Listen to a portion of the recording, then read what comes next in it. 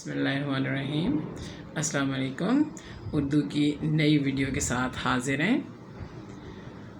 اس سے پہلے ایک ویڈیو میں اسم معرفہ کی تعریف آپ کو سمجھائی تھی۔ اب ہم اسم معرفہ کی اقسام لائے ہیں کہ اسم معرفہ کی تعریف ہے کہ کسی خاص چیز، شخص یا جگہ کے نام کو اسم معرفہ کہتے ہیں۔ تو اب ہم آپ کو بتا رہے ہیں کہ اسم معرفہ کی کتنی اقسام ہیں۔ اسم معرفہ کی 4 اقسام ہیں، ٹھیک ہے۔ اس میں سب سے پہلے اسم علم، پھر اس کے بعد دیکھیے اسم اشارہ، اور پھر اس کے بعد اسم ضمیر، اور نمبر 4 اسم موصول۔ تو اب ہم اس کی ڈیفینیشن دیکھیں گے اور ایگزامپلس کے ساتھ اس کو سمجھیں گے۔ اسم علم وہ اسم ہے جو کسی خاص شخص یا جگہ کی پہچان کے لیے بولا جائے، ٹھیک ہے۔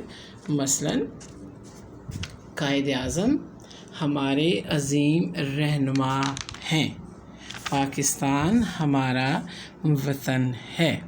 تو یہ خاص شخص کی پہچان بھی ہوگی اور یہ خاص جگہ کی پہچان بھی ہوگی، ٹھیک ہے۔ تو معرفہ کی پہلی قسم تو یہ ہے کہ اس میں خاص شخص اور جگہ کی پہچان ہوتی ہے۔ اب اس کی دوسری قسم ہے اسم اشارہ۔ اسم معرفہ کی دوسری قسم ہے اسم اشارہ، وہ اسم جو کسی چیز، شخص یا جگہ کی طرف اشارہ کرنے کے لیے بولا جائے کہ وہ چیز، شخص یا جگہ ہم سے دور ہے یا نزدیک، ٹھیک ہے، اسے اسم اشارہ کہتے ہیں۔ کیسے؟ مثلاً یہ کتاب، وہ درخت، اس کمرے میں، وغیرہ۔ تو اب آپ دیکھیں کہ یہ اشارے ہیں، یہ سے بھی اشارہ کیا جا رہا ہے، وہ سے بھی اشارہ کیا جا رہا ہے، اور اس سے بھی اشارہ کیا جا رہا ہے، ٹھیک ہے۔ تو یہ جو ہے قریب کی چیز کی طرف اشارہ کیا جا رہا ہے، وہ جو ہے دور کی چیز کی طرف اشارہ کیا جا رہا ہے۔ اس جو ہے اگر ہم کہیں گے اس کمرے میں تو قریب ہو جائے گا، اس کمرے میں تو دور ہو جائے گا، دونوں صورتوں میں یہ اسم اشارہ میں شامل ہے، ٹھیک ہے۔ تو یہ ہوگی اسم معرفہ کی دوسری قسم۔ اسم معرفہ کی تیسری قسم اسم ضمیر۔ اسم ضمیر وہ اسم ہے جو کسی اسم کی جگہ استعمال ہو، مثلاً یہ، وہ، ان، اسے، آپ، تم، ہم، وغیرہ۔ اب یہ کیسے؟ یہ ایسے کہ جب ہم کوئی بات کے پیراگراف دیکھتے ہیں تو اس میں جیسے ہوتا ہے علی بڑا اچھا لڑکا ہے، علی صبح سویرے اٹھتا ہے، علی اسکول جاتا ہے، تو بار بار ہم علی کا نام لے رہے ہیں۔ تو جب کوئی آپ پیراگراف لکھتے ہیں یا ایک سے دوسرا تیسرا سنٹینس لکھتے ہیں تو آپ بار بار وہ نام نہیں لے سکتے۔ آپ یوں لکھیں گے، علی بڑا اچھا لڑکا ہے، وہ صبح سویرے اٹھتا ہے، وہ اسکول جاتا ہے۔ تو گویا آپ نے وہ استعمال کیا۔ اس طرح ڈیفرنٹ موقعوں پہ آپ ان، اسے، آپ، تم، ہم وغیرہ بھی استعمال کریں گے۔ تو اسم کی جگہ جو لفظ استعمال ہوتے ہیں انہیں اسم ضمیر کہتے ہیں۔ نمبر 4، چوتھی قسم ہے اسم موصول۔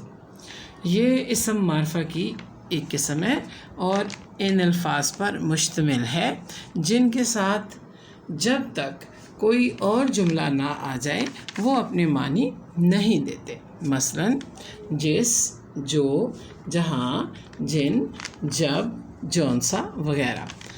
اب آپ سنٹینس بنائیں گے، ہاف اور اس کے درمیان ان میں سے کوئی نہ کوئی لفظ استعمال ہوگا، اور اس کے بعد جب تک آپ آدھا جملہ نہیں مکمل کرتے کوئی معنی نہیں نکلے گا، بے معنی رہ جائے گا۔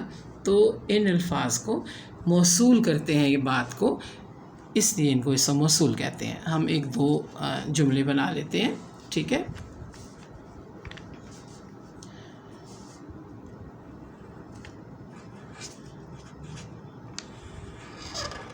اول وہی آئے گا، اول وہی آئے گا۔ اب اس سے تو آپ کو کوئی واضح بات نہیں ہو رہی، صرف اتنا اول جو ہے آپ کو پتہ چل رہا ہے۔ اول کون آئے گا؟ ٹھیک ہے.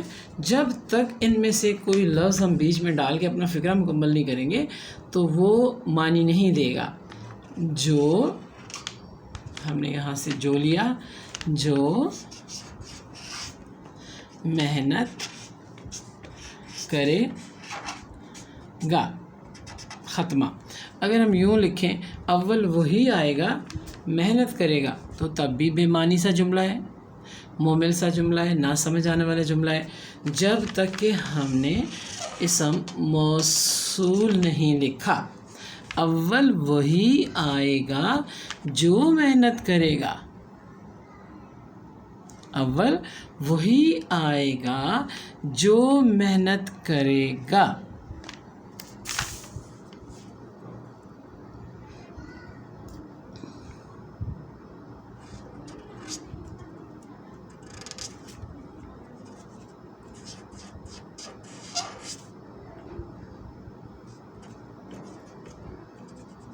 پوزیشن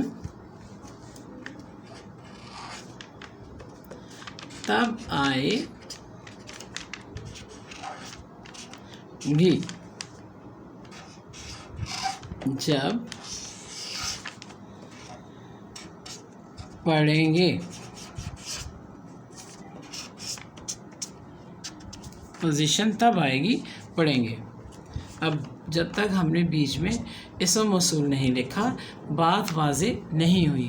تو جن الفاظ کے ذریعے ہمارا فقرہ بامعنی بنتا ہے انہیں اسم موصول کہتے ہیں. تو اب آپ کو کلیئر ہو گیا ہوگا کہ اسم معرفہ کی 4 اقسام ہیں.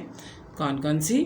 اسم علم، اسم اشارہ، اسم ضمیر اور اسم موصول.